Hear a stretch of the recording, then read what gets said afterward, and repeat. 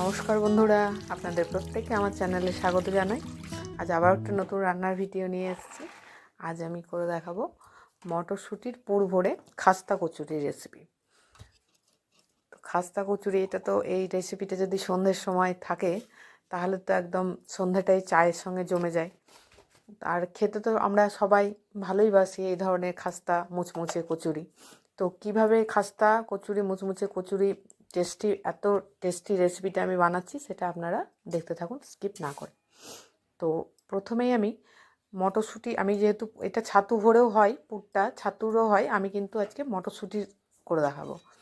তো মটরশুঁটিগুলোকে প্রথমেই আমি সেদ্ধ করে নিলাম, সেদ্ধ করে ছেঁকে জল থেকে ছেঁকে একদম তুলে নিলাম।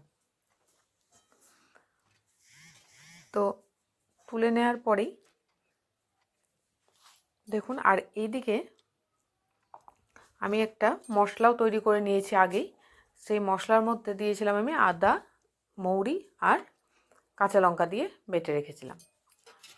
তো এবার মটরশুঁটিগুলো ঠান্ডা করতে দিয়েছিলাম, ঠান্ডা হয়ে এলেই ওটাকে একটু আমি মিক্সিতে পেস্ট করে নেবো। কিন্তু মিক্সিতে কিন্তু একদম মোলায়েম করে পেস্ট করব না, একটু আধকুচরোভাবে পেস্টটা করব, ঠিক আছে?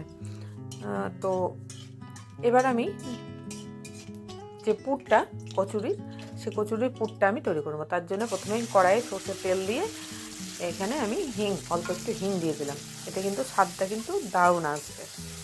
এবং যে মশলাটা আমি করে রেখেছিলাম, আদা আর গোটা কাঁচা লঙ্কা আর মৌরি দিয়ে যে আমি মশলাটা করেছিলাম, সেই মশলাটা এর মধ্যে আমি সব পুরোটাই দিয়ে দিলাম।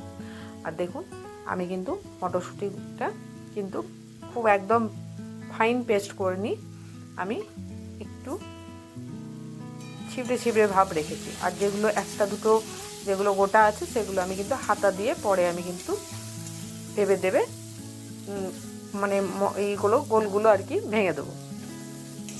তো এবার মশলা দিয়ে ভালো করে পুরটা কষাতে হবে।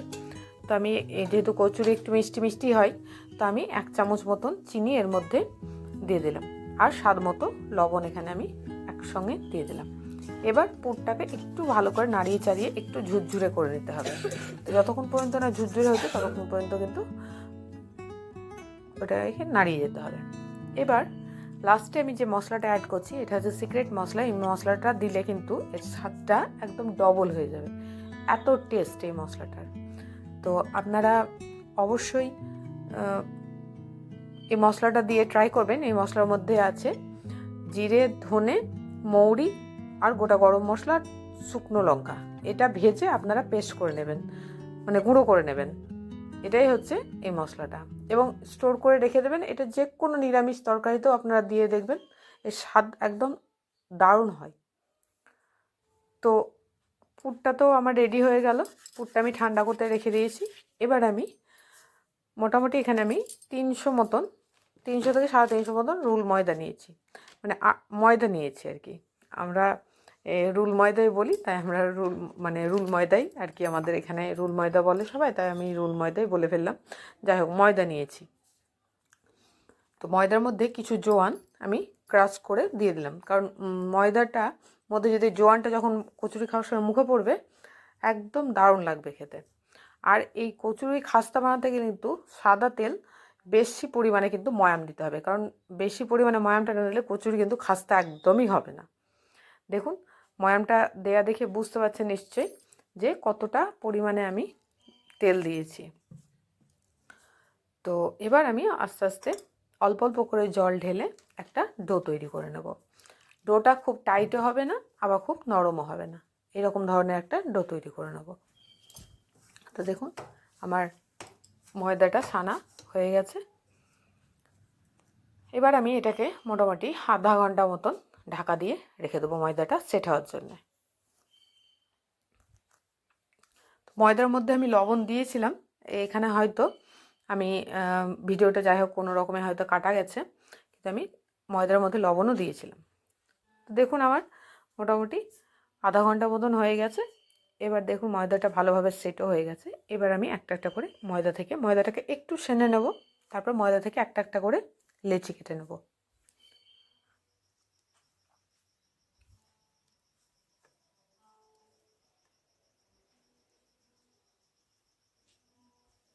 তো দেখুন এইভাবেই আপনারা যে ধরনের সাইজ করবেন সেরকমভাবেই লেচিটা কাটবেন। মোটামুটি রুটির যতটুকু লই হয় ঠিক ততটা মতনই আপনারা লেচিটা কাটবেন।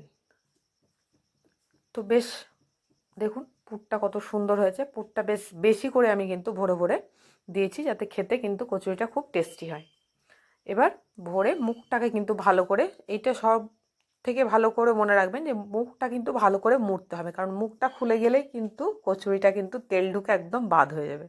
তো মুখটা অবশ্যই কিন্তু ভালো করে মারবেন।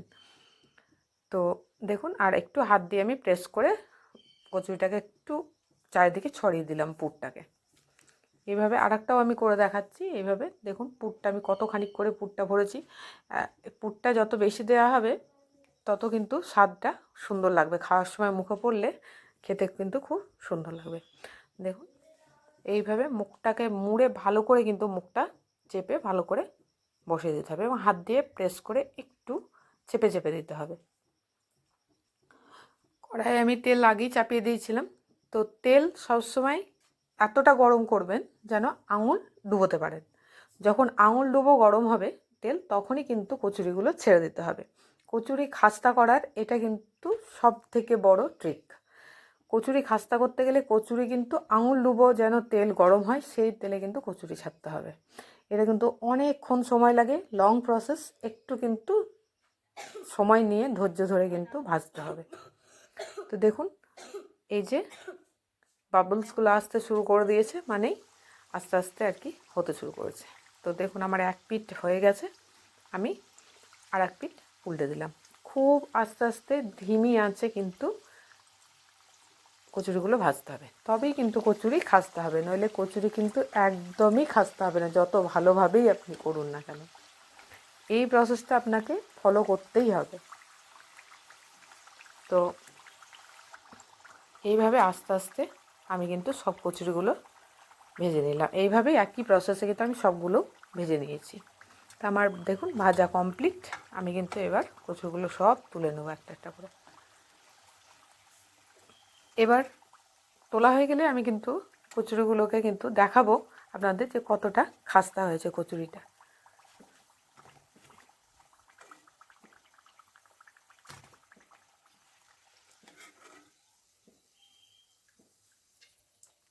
তো দেখুন আমি একটা প্লেট নিয়েছি, প্লেটের মধ্যে এবার কিন্তু কচুরিগুলোকে একটা একটা করে আমি সাজিয়ে নেব, আর একটা ভেঙে দেখাবো যে কতটা কচুরিটা খাস্তা হয়েছে। তো কেমন লাগলো ভিডিওটা বন্ধুরা অবশ্যই জানাবেন। ভালো লাগলে লাইক শেয়ার সাবস্ক্রাইব করতে কিন্তু একদমই ভুলবেন না। ভালো থাকবেন, সুস্থ থাকবেন। তো দেখুন কচুরিটা কতটা খাস্তা হয়েছে।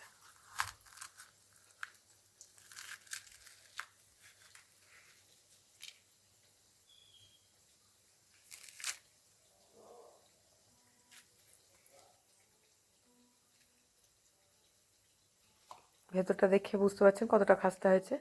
টাটা।